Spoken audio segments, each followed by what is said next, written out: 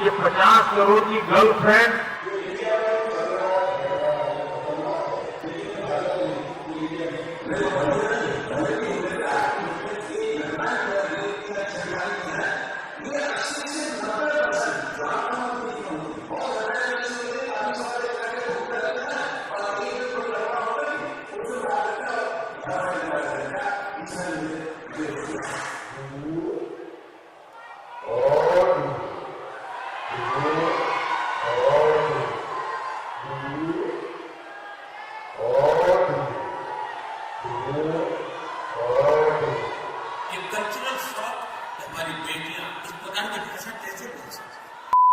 Final ताला, final control समय का।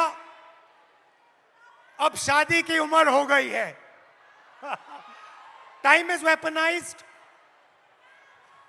एवरेज जो महिला है, जो लड़की है 15 से 29 साल की, वो एवरेज घर में 5.5 घंटे काम करती है। उसी घर में एवरेज लड़का 30 मिनट काम करता है। लड़का बाहर जा सकता है, लेट आ सकता है, कभी भी बाहर जा सकता है, मगर आप लोगों को 8 बजे शाम वापस आना पड़ता है, कर्फ्यू होता है। Right right. और फाइनली एज लिमिट के बाद जो लड़के होते हैं एग्जाम्स 1, 2, 3, 4 बार ले सकते हैं, मगर मैरिज एज 23 साल होती है। और जो लड़कियां हैं, जो गर्ल्स हैं, उनको ज्यादा से ज्यादा एक मौका मिलता है, क्योंकि फिर उनको कहा जाता है अब शादी का टाइम आ गया है, अब एग्जाम मत कीजिए, अब शादी कीजिए। तो हेलो, हाउ आर यू? आप कैसे हो? What's your name? I am Sharayu Chopde and I am pharmacist. Okay. And आज यहाँ पर मैं सारे एमपीएससी एस्पिरेंट की आवाज़ बन के आपके सामने आई हूँ। बताइए। हमारा सर पेपर लीक हो गया है। एमपीएससी इज अ कॉन्स्टिट्यूशनरी बॉडी और इसको दबाया जा रहा है। 22 मार्च को हमारा एग्जाम हुआ था और 20 मार्च को पेपर लीक हो गया। जब पता चला पेपर लीक हुआ है तो एमपीएससी ने डिनाई कर दिया। फिर एफडीए कमिश्नर और एमपीएससी को खुद जाके हम मिले, ये पूरा वायरल हो गया। तब सिर्फ कंप्लेंट की है, अभी सीआईडी के पास गया है और अभी उसको दबाया जा रहा है। बहुत सारे ऑफिसर्स के नाम आए हैं, बहुत सारे अधिकारियों के नाम आए हैं और इसको सप्रेस किया जा रहा है। We want justice, we want transparency, we want fair examination. Because यहाँ पे जितने भी बच्चे हैं वो बहुत दिन रात पढ़ाई करते हैं। Pune is MPSC hub. Maharashtra के कोने कोने से यहाँ पर वो एमपीएससी देने के लिए, अधिकारी बनने के लिए आते हैं। तो जब हुआ तो आपको कैसा लगा? बहुत खराब। हमारा तो दिल टूटा। एज अ वुमन हमें मैरिज का प्रेशर रहता है, घर वालों का प्रेशर रहता है, सोसाइटी का भी प्रेशर रहता है हमें। और जब पेपर लीक होता है तो लड़कियों पर असर अलग होता है, पुरुषों पर अलग होता है, क्योंकि आपकी डेडलाइन होती है, उनकी डेडलाइन नहीं होती है। हमारा तो पूरा करियर खत्म होने के चांसेस रहते हैं 100%। सर ये पेपर लीक कितने हो क्यों रहे हैं? ये इंक्रीज हो गए हैं, बढ़ते जा रहे हैं, ये जो बढ़ क्यों रहे हैं? क्या लगता है आपको? बोलो क्या मैं क्लियर? जिसको पकड़ा हुआ है, जिसका नाम आया है, वो अभी गुजरात में फरार है। अच्छा। यस। और कुछ बोलना चाहिए? अभी तो बहुत कुछ बोलने का मैंने, टाइम लिमिट है। Don't worry, time is there.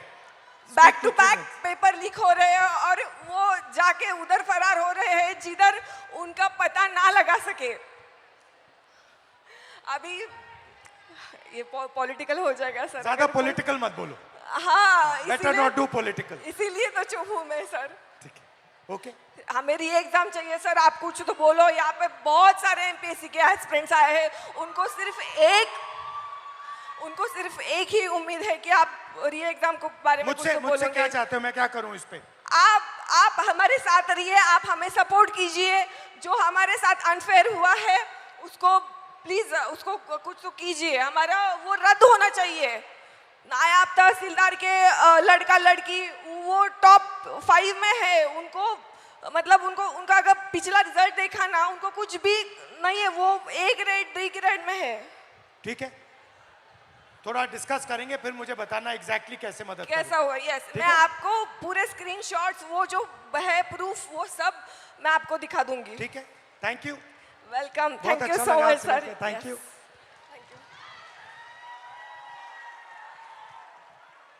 तो शुरुआत में मैंने कहा कि एक माइंडसेट है, मनुस्मृति का माइंडसेट, महिलाओं को दबाने का माइंडसेट।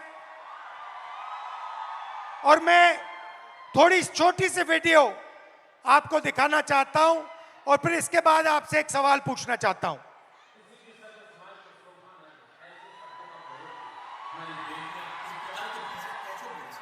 ये 50 करोड़ की गर्लफ्रेंड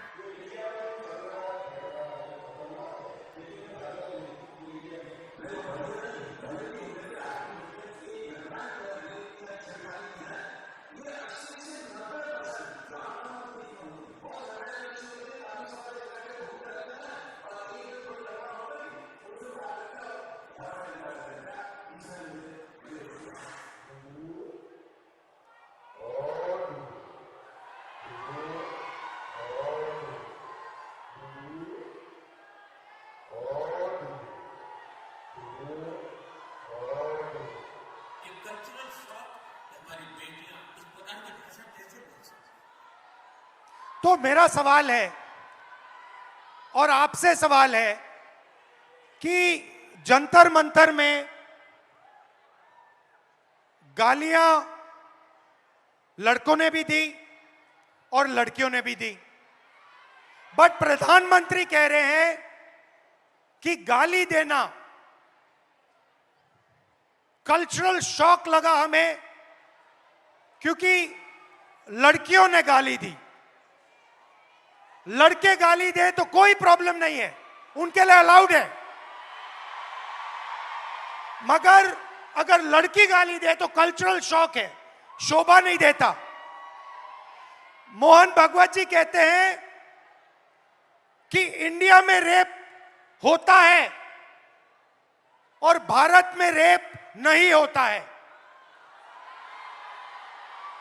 खट्टर जी कहते हैं कि 80% रेप महिला के कारण होते हैं।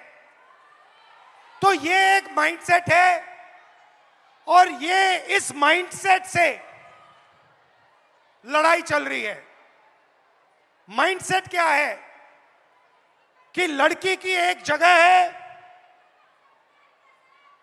वो पिंजरे में बंद होनी चाहिए, उसका कंट्रोल रहना चाहिए, उसको काम नहीं करना चाहिए और लड़कों को फुल फ्रीडम मिलनी चाहिए। वो जो भी करना चाहे करें, गाली देनी है गाली दें, काम करना है काम करें। ऐसा हिंदुस्तान हम नहीं चाहते। हम न्याय चाहते हैं, सबकी रिस्पेक्ट होनी चाहिए, सबकी रिस्पेक्ट होनी चाहिए, लड़कों की होनी चाहिए, लड़कियों की होनी चाहिए।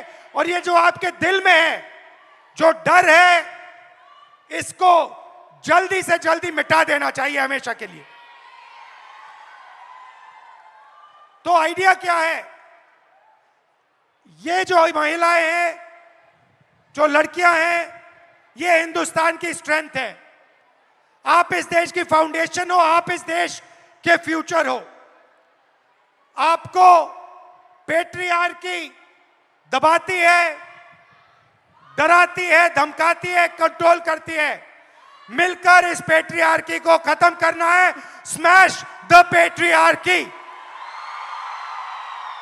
And my message to you, simple message, be loud, be proud and fight for your space in society.